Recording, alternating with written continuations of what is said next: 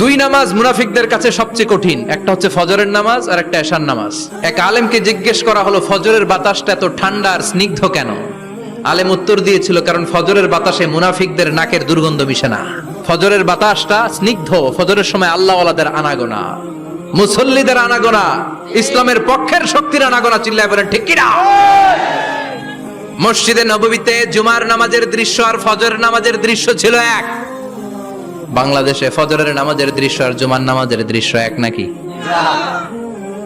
ফজরের নামাজের সময় মুসল্লি নাই, এক কাতারও হয় না, আর জুমার নামাজে পাক্কা মুসল্লি দেরি করে গেলে বারান্দায়ও জায়গা পায় না।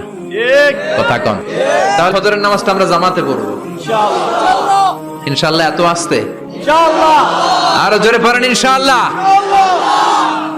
মনে থাকবে?